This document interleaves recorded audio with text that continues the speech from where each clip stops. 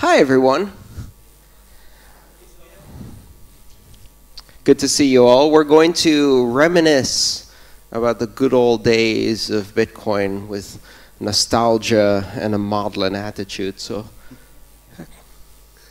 Trace, good to see you. Tony, good to see you. I believe we have one more participant. Two more participants. Rodolfo, hello. And Michael. Hey. Very good.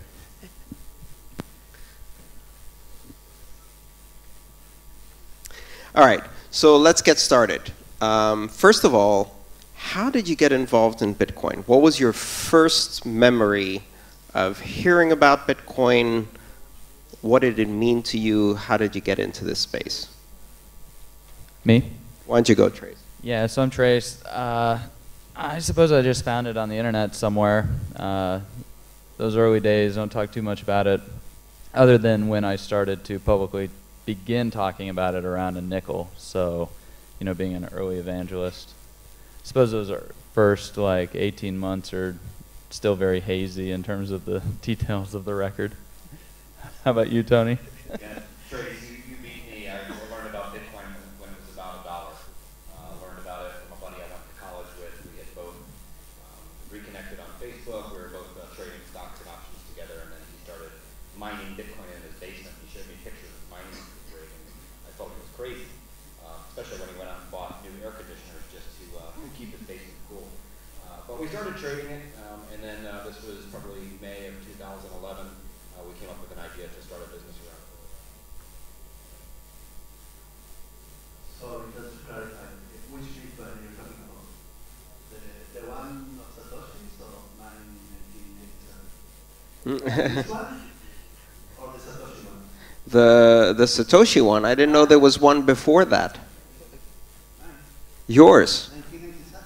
Very good. I created a digital World Wide Web e-cash Bitcoin system. Okay. That's how I got into this. All right. How many people in this audience think that Rodolfo is Satoshi Nakamoto? I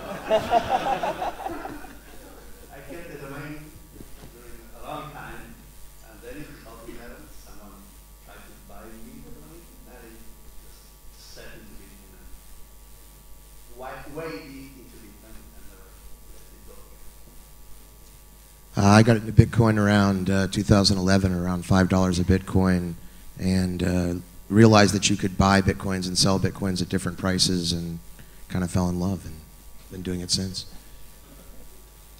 So one of the things that I've heard from a lot of people who are early into Bitcoin, nowadays when you see new users, they say, how do I get into mining?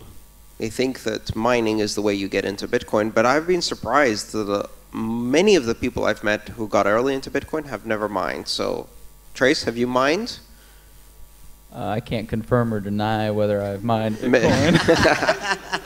But yeah, I actually maintain the website bitcoinmining.com, which was registered I think October of 2010, and wow. And so I've taught hundreds of thousands of people about Bitcoin mining and like how it functions and how it works and everything, and been around Bitcoin since we were able to mine on our laptops, and then eventually we had the transition into GPUs and then FPGAs and then ASICs. Yeah. Any of you guys mine? Anybody else mine? Or did you all start without mining? I didn't start by mining, but obviously eventually I played around with it some, mainly with Litecoin and Namecoin and some Amazon spot stuff and that kind of thing. Yeah, actually, I've done very few mining, but not Bitcoin. Yes, when I did the first ASIC, I bought it. It's really something to put on the paper. So. But the few mining I did was from altcoins to go into Bitcoin. So sometimes it's not mining Bitcoins, but mining is of altcoins is a way to get Bitcoin. Yeah, when I found that trading Bitcoin was much more profitable than trying to mine it. I found that holding it was the most profitable, but of course I was trying to trade too. Another interesting thing I found is that when I talk to people who've been in Bitcoin for a very long time, they tell me they haven't bought Bitcoin in a very long time. So I bought my first Bitcoin in 2013. I bought my last Bitcoin in 2013, and since then, I've been earning it. What about you guys? When was the last time you bought Bitcoin? Probably the same, about 2013. Now I earn it. I get part of my, actually I get all of my salary from BitPay. It pays me every week in Bitcoin, and then I sell what I need to do to pay my rent and expenses. But no, I haven't bought Bitcoin on an exchange in quite some time. Yeah, I actually buy Bitcoin, have been this whole past year as the price been going up because, you know, it hit the bottom, and yeah, I like Circle and Kraken, and so I like to buy Bitcoin still. You know, I think it's a great savings tool and device, and much better than so many other assets out there. You know, I mean, you hold your own keys, so I like it way more than my brokerage accounts, or especially like holding cash in a bank account. And I like to earn Bitcoin. It's a, you know, you earn Bitcoin and then it just, you can just let it sit in the wallet and it goes up in value. Yeah, myself, I'm also earning in Bitcoins. I guess that some trading I'm doing, but not buying for hoarding. No, I guess that's the main question. Eventual trading, yes. Hoarding, I must say, around 2013, eventually. But because we got lucky since then. I guess I'm kind of the exception then. I mean, because we're a Bitcoin ATM company, we buy and sell Bitcoin every day, but we do pay all of our staff in Bitcoin, both in Argentina and the USA, so yeah. So this space has changed quite a lot, which is inevitable as we go mainstream. How do you remember the Bitcoin community when you first got in, and how is it different today? Michael, do you want to start? Sure. One of the most magic things about Bitcoin, and I've gone to a lot of the conferences and stuff, is that you've got people from all over the world, different races, different religions, different languages, different currencies, all coming together to play around with this Bitcoin. And I think that's really, really cool. And in the beginning, like, I mean, it's always, when you look back, the first things were always the best. But, I mean, the first conference I went to was in San Jose, one of the first Bitcoin conferences there was.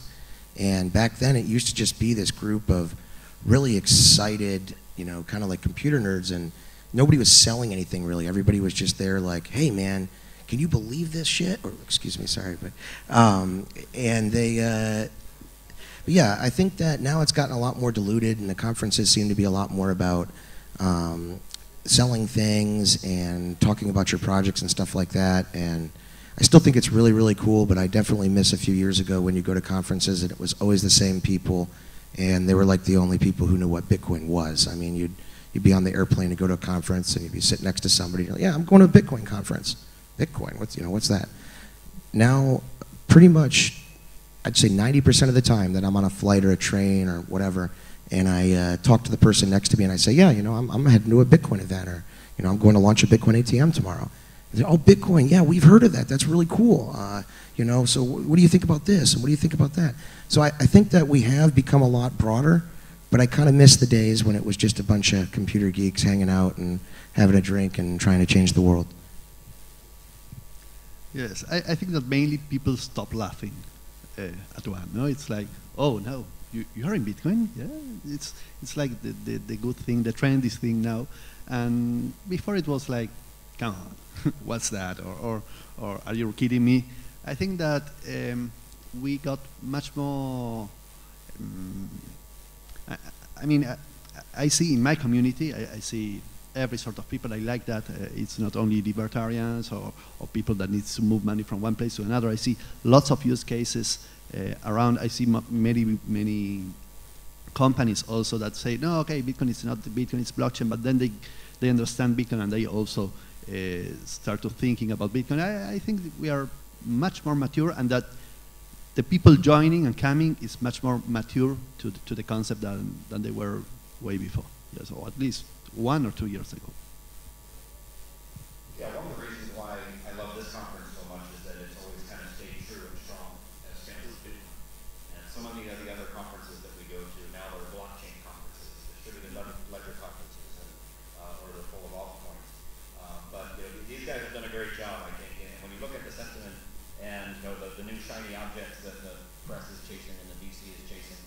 started with Bitcoin, then it went to distributed ledger, then it went to blockchain, then it went to Ethereum.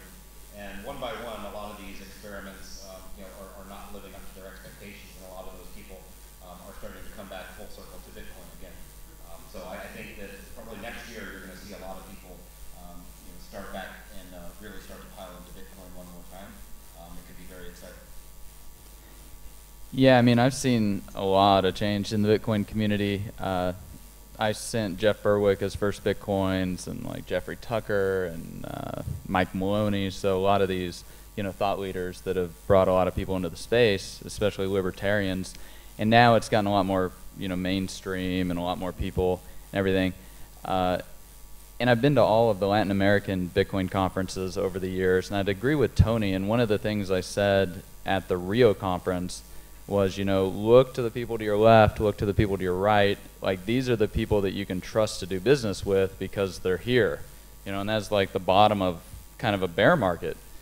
And I just interviewed Roger Quijano from BitInca for my podcast, Bitcoin Knowledge Podcast, and I had interviewed him in Rio. He had 3 people. He's got 50 employees now. Like, he's around. He was there when there was a bear market, and he's still around now. And if there's one thing I've seen, like with all these conferences, we got all these people that show up at the conferences, especially when the price is up, and they want to suck up your time, and they want to suck up your attention, and they want to learn from you, but they're not like real Bitcoiners. They're not really here. And so, the Bitcoin community is very tight. We've been through a lot of stuff together. We've been through Mt. Gox, we've been through Bitfinex, we've been through, I mean, how much We've stuff been dead 6 or 7 times. Yeah, Bitcoin's died like 120 times. I mean, what have we been through, right, Tony? Like, so, the community is very tight in that sense. And, another part of the reason is because when we come to these conferences, we're exchanging cryptographic credentials and things like that, so we can be able to establish trust with each other. And you don't just break right into that community. You don't just like waltz right in and fix Bitcoin.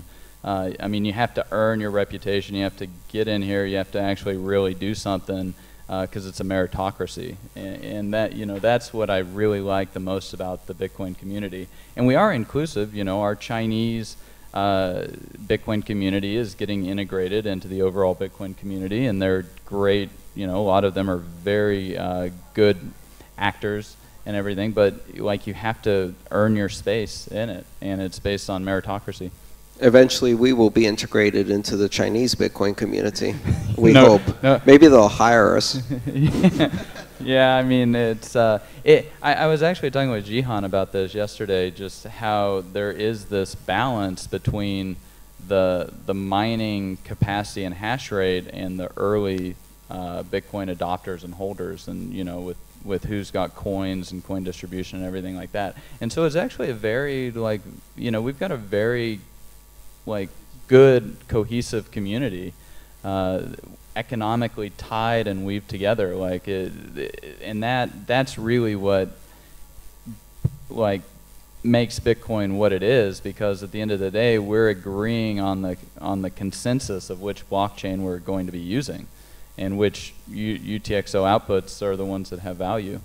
And so it's really, I think we've got a very strong community, and it's only getting stronger, it's only getting bigger, and things are growing at great rates, especially down in South America, like with BitInca. I just wanted to touch really quick on one thing you said earlier about the people who are on your left and your right back when it was a bear market. And I think that's really, really important, because there were a lot of people in Bitcoin in the beginning where, I mean, we all did. We got lucky. And in the beginning, there was a lot of businesses that were just garbage. And I think that, now that we went through some ups and some downs, and it kind of weeded out a lot of the people that, were just lucky and didn't really belong in this space. And I think it's actually improved it a whole lot. So I just wanted to comment on to look to your left and your right when we were in a bear market, and those people are the ones who are going to be here, and I completely agree. Yes. I just wanted to add about something that you said, us doing this conference, Bitcoin-based and stuff like that. And this is perhaps a message also for the companies that are here, yes. and that they came here for blockchain and understanding blockchain, and eventually they have this belief of Bitcoin is they need to skip it. I say that they will come back to Bitcoin. They will realize that they are playing with the blockchain. They are playing with private solutions, yes. But at the end, they will understand the strength and the value that Bitcoin brings also as part of their institutional solutions. So this is also a way of letting them play, letting them understand, yes. But at the end, we strongly believe that Bitcoin will still be the leading platform, the trusted, decentralized platform, the gateway, the underlayer of every other blockchain. So it's a way of joining both things, no? Allowing people to understand blockchain, play with blockchain, but eventually, and also based on merge this in the conference. So to extend that theme, how do you deal with personally? How do you deal with frustration? How do you stay focused when you spend so many years first being treated as an eccentric, crazy person, then being asked if you're a drug dealer because you're involved in Bitcoin, then finally when people start understanding Bitcoin, they're like, oh yeah, but we're really interested in doing a private distributed ledger for KYC AML compliance on an identity and reputation social network with an initial coin offering, and you're like, oh, just stop talking to me. How do you deal with the frustration? How do you deal with the fact that you know you're focused and you want to remain focused, but all of this bullshit is flying around? Personal tips, please. Just being focused on the clue things that builds trust around Bitcoin. I mean, I think people tend to dedicate not enough time to understand. Yes, they go to the easy way. Once you really understand, once you really, I mean, belief is not something that you just do. I believe in this, and it's something that the good belief is when you understand what backs that. And I haven't heard anything yet that makes me think or understand that the path is not Bitcoin. I mean, I see a lot of other things going around. I see a lot of other things popping up and new technologies, but I haven't seen yet something that I can understand that changed my way of thinking about Bitcoin's future as part of the big scene of the cryptocurrencies. Even though China is doing their own currency, even though the United States could build their own, I don't care. I really still think, because of my way of understanding the things, yes, not what I read, not what they tell me, but what I understand, yes, I think that's the only way of being focused, believing our own understanding of things and spending time trying to understand. Is that enough to keep you focused, and do you have the patience to keep explaining? Yes, I mean, I believe in my thoughts, and it's not that I don't listen. I listen, but things I listen don't make me yet change, perhaps because I dedicate a lot of time trying to understand why Bitcoin, no? But I don't know. I haven't heard things that make me think, no, this Bitcoin will be replaced. Actually, not yet, not yet. I have no problem if it's replaced, but right now Bitcoin is 99% of blockchain. I mean, by volume, by adoption, by people who are familiar with it. So, hey, if you can find something that works better than Bitcoin and more people are going to know about it, great, do it, but stop talking about it in the meantime. Yeah, once you have the solution, bring it. The number one metric is usage, right? You can have the best idea in the world, but if you can't make it usable and get adoption and get real people using it to solve real problems, then it's still just an experiment. And so I think when you look at Bitcoin, it is the production blockchain that's been out there for nearly 8 years, moves billions of dollars, solves real problems for real people. And I think you're seeing it in the usage metrics, not only at BitPay, but just in the overall Bitcoin network. I don't agree. Sorry. It's not only usage. Let's suppose China builds its own cryptocurrency. yes? And it's a semi-decentralized coin. It will be eventually much more used than Bitcoin, and that doesn't make us think that Bitcoin will not be, I mean, it's less used, but eventually better platform. And I don't think it's the usage what makes Bitcoin strong only. It's how it's built, the trust that backs Bitcoin, what makes it strong. I don't care if US dollar is much more used than Bitcoin. I don't care if another cryptocurrency is much more used than Bitcoin. What I care is what makes Bitcoin strong as a trustable platform and eventually easy of use and whatever other.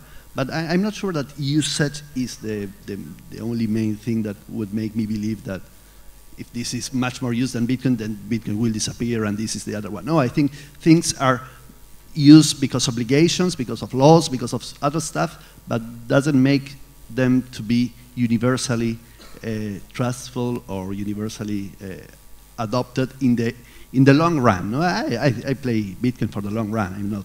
I don't care if it's today, next day, and that's something that usually happens to me. I don't run. I don't care if it's today, tomorrow, or 10 days from now. I really think that everything will eventually happen, and I'm not trying to everybody join now, go out and buy Bitcoins. I don't care, don't buy Bitcoins. Yes, don't join the revolution today. Don't do it. It will eventually come over you, and that's it. That's what I think it will happen. And also, I challenge people, if you think you can do it better, do it. Don't talk about it, do it. Show us a better solution than Bitcoin, and we'll be flexible. We'll jump all over and join a board. But so far, we don't see that. So I'm with these guys. Bitcoin is the actual and not the hypothetical. Sure. If you were paying attention during the last section with Peter Todd, Bitcoin is open source. It can change. So if you come up with a better way to do transactions, a better way to solve problems, whether you do it in an experimental altcoin or whether you do it in Bitcoin, if it really works and it's usable, then it can find its way into Bitcoin. SegWit is a good example. The block size debate is another good example. Well, do we need that or not? Other coins have tried varying block sizes. Is there anything you can learn from that? But it's very much a political game, as you learned following other coins that have had hard forks. Just because you think you have a majority of the network agreeing with you, it doesn't mean that it's going to work out once the hard fork passes. And if it doesn't pass, it could really be a disaster. So Bitcoin is a consensus. It's hard to change for a reason, but there's no reason why if everybody agrees that here's an improvement that we all need, that it can't change and it will. Yeah, look at the network effects, look at the scoreboard, 5 cents to $700. By all means, has there been a better performing investment? And ideas can only be overcome by other ideas, and what our profits show is how right we are. So, if you're gonna, if you think you got a better idea, put it out there and make money with it. And Bitcoin's got the largest, security, scalability, and liquidity of any blockchain out there. We've got 7 different network effects, from speculation to consumers, merchants, miners, developers that are working on stuff, financialization, world reserve currency. All this stuff is taking root, and I don't see any other protocol that's anywhere close to posing any type of a material threat to Bitcoin.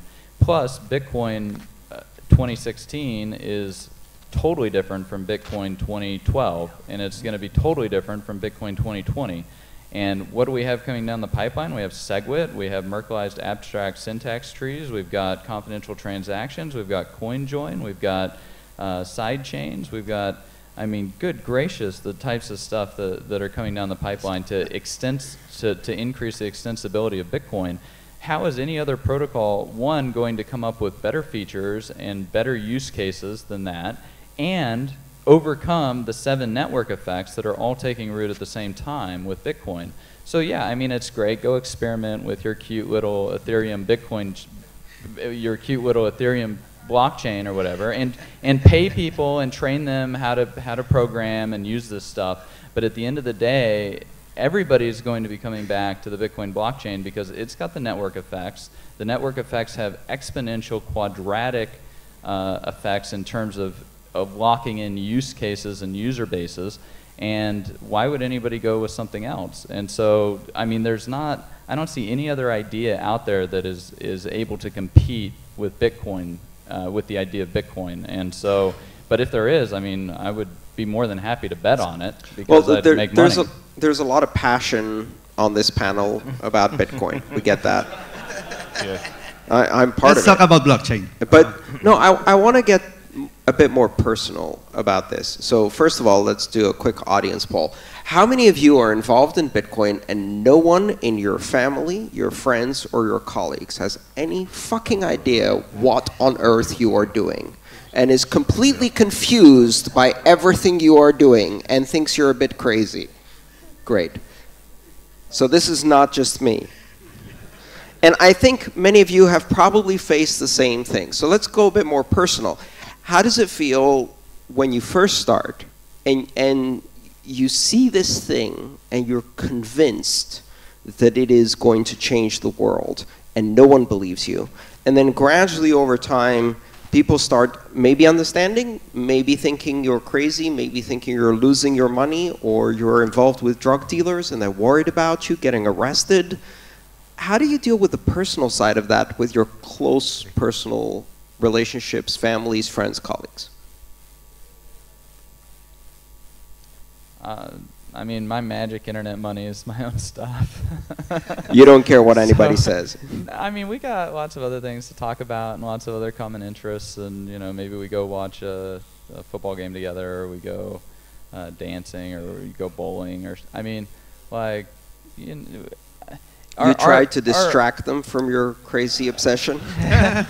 No, if they want to know what I think about it, like I have a podcast, like I've got plenty of stuff out there in the open sphere about it, and then they can come ask questions about it if they want. But I mean, our economy is so complex. I mean, you know, whether you're a cardiologist or you're a coder, or you're working on Bitcoin, or you're you know, doing supply chain management, our economy is just so complex that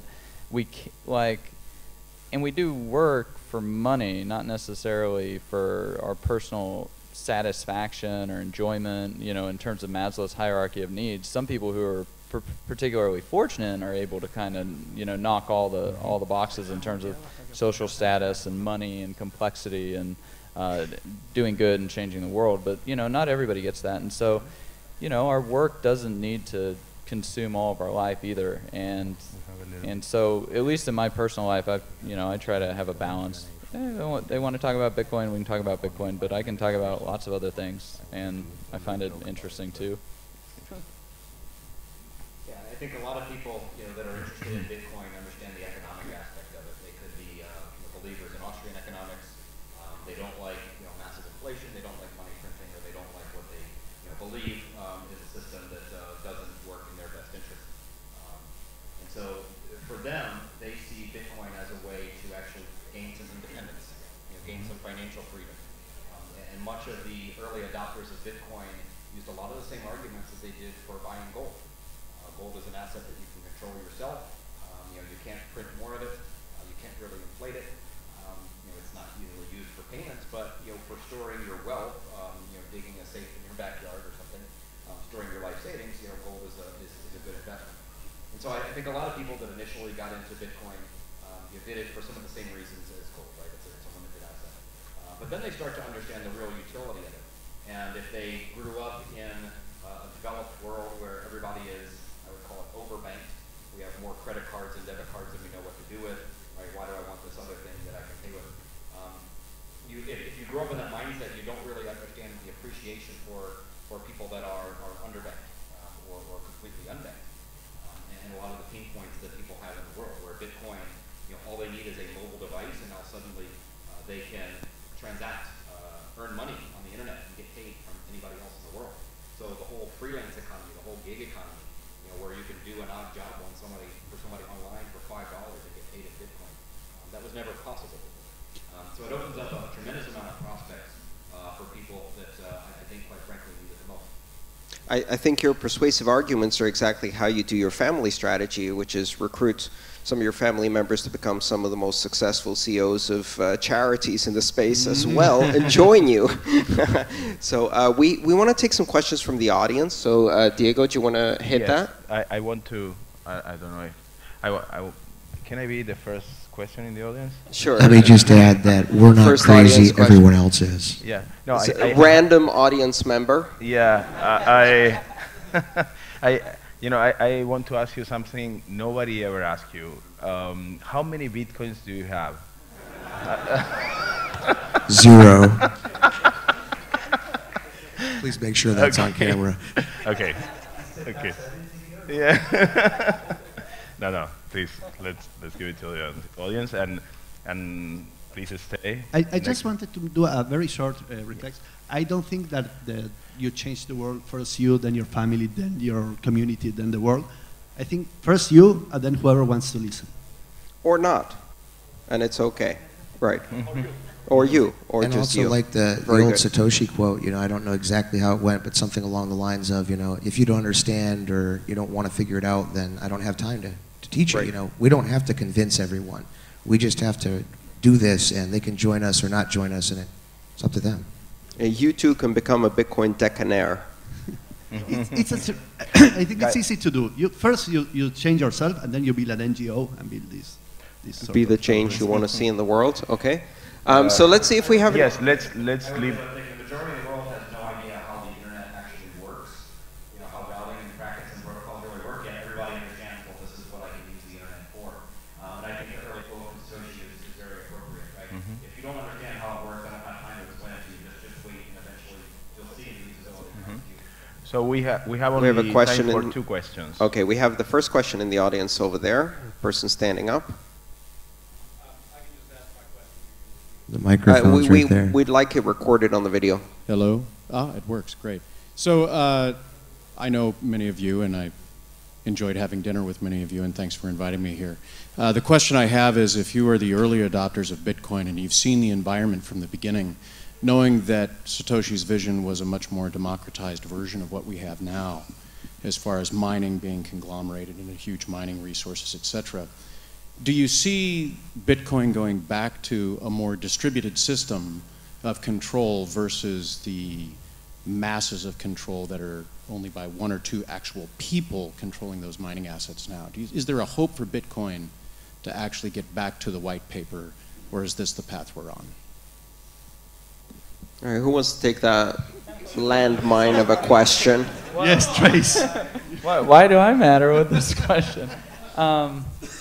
I think the miners are doing a very good job currently. I don't have any complaint with them. I think it's important to keep in mind that it's the holders of Bitcoin that hire the miners to perform this proof of work, and it's the people who do their own economic consensus and validation by checking the blockchain that determine whether that proof of work that the miners are doing is valuable or not. And so, if they find that the miners are no longer providing a valuable or useful service, then I suppose that becomes a ripe issue, but it's nowhere near being a ripe issue right now, I think. The next panel might answer better this question, no? With the miners. I think.